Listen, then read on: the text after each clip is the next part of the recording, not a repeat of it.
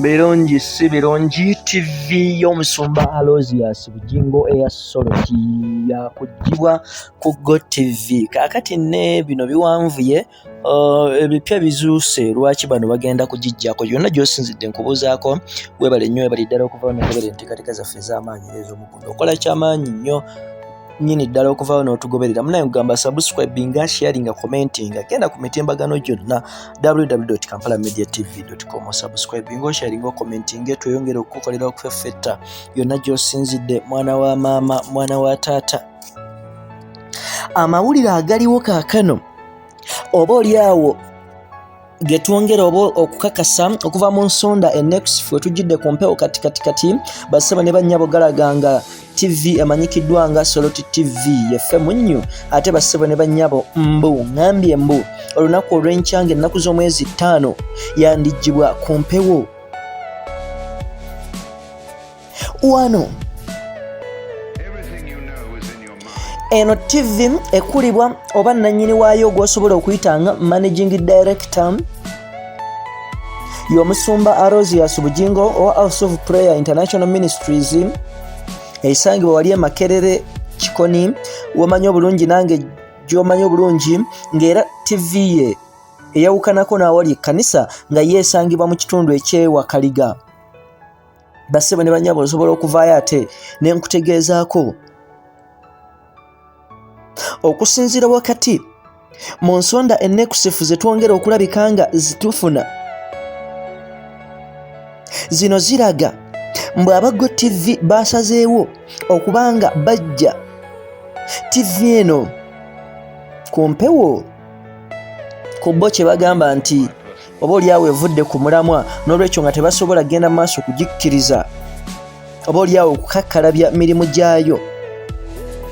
wabula okusinziira ku ffeffeta kutweyongedde okubanga tukola era nga tusinziira ku Twitter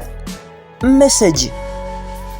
eyateekebwawo omukulu amanyikiddwa nga Balamu Barugahara amanyikiddwa nga Ssaabavulu Balamu nga 21 Desemba wa 2020 omwaka guno gwetakakuba amabega yavaayo n'ategeeza nti nno TV eno yali yakugibwako nga kino bamuvunaana kubanga awagira ngambye mbu General Muhoozi Kayine Rugaba kuba pulezidenti obuddako. Wano yawandiika n'agamba our friend and Pastor Bugingo to be removed off at Gotv Uganda for supporting General at MK Kayine Rugaba, but why at Multi-Choice Group and DSTV Uganda? Let's be fair. Ye message y'omukulu Balamu we yali egamba nti muteekeddwa okubeera abenkanya lwaki mukolwa ekikolwa ekifaanako bwe kiti nga musajja mukulu mumuvunaana okuwagira muntu gwawagira nga ye Muhoozi.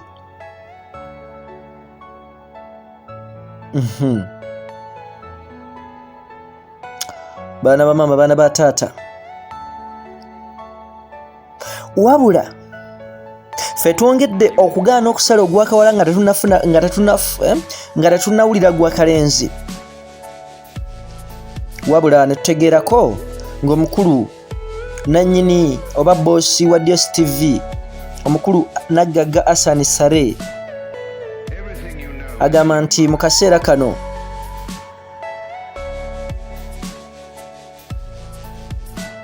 TV eno empeereza yaayo ebadde egenze eseebengerera n'olwekyo olw'okuseebengerera kwayo tebasobola kugenda mu maaso okulabika nga oba oliawo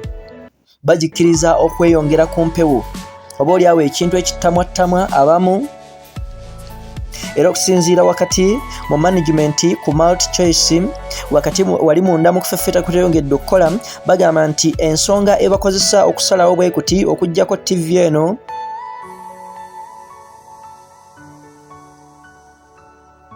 egamba there is decline in performance nti waliwo okuddirira emabega wakati mu mpeereza gye baweerezaamu emirimu wogeraageranya ne we baabawa olukusa oba oliawo okukakkalabya emirimu okuteeka TV eno ku mukutu guno.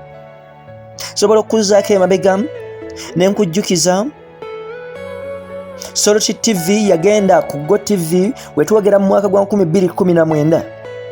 ng'emaze okulabika nga ekakasibwa nti yali emu ku ezo zibbingwa ezaali zisobolera ddala okuvuganya mu katale n'okuweereza ebintu eby'amaanyi, oba oliawo ne bagyesiga ne basobola okugiwa kyoyita layisensi oba sipeesi ku mukutu guno. Wano yali y'amaanyi nnyo ng'eyuguumya nga w'okola save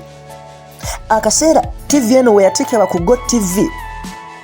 nga w'obala mu kibuga Kampala, kangeze ewandegeya, kangeze mu bitundu by'omu Katanga oba mu Zigeto n'ekitundu kyonna, nga w'obala amaka 10 bassebo ne bannyabo amaka 6 gaali galaba TV eno eya Soloti. Wano banyumirwa nnyo puroguramu yali ekutte mu babiro okuli omusunsuzi kw'ossa ne ranch hour services z'omusumba Bugingo, kyenkana nga buli w'otambula wonna mu kibuga ze zibaako oba oliawo zo ziba ziteekebbwako. Wabula tetunnaba kikakasa obanga bino ebyogerwa bituufu obanga ddala waliwo okusereba oba okudda emabega obanga musajja mukulu bamulanga ate byabufuzi bye yeeyingizaamu. Ono omusumba Bugingo avuddeyo ng'akyogera lunye wakati ng'ali ku mpewo era ng'ali ku kituuti ng'ategeeza nti General Muhoozi Kainerugaba yagenda okubeera pulezidenti wa Uganda addako, n'olwekyo ateekeddwa okubanga abafugamu mbuwabula so Ssaabayaga. Omukulu ono ebigambo bino biri ku rekodi ng'ajja abyogera era kiri ku rekodi ne gye buvuddeko ttiimu gy'osobola okuyita MK Project yakavaayo negenda ku kanisa eno eya House of Prayer International Ministries nebawa ensimbi za kuno wazindaba 50 n'obutebe obusukka eyo mu 100 mu ngeri ey'okumuwagira kubanga abajanjawaza nnyo.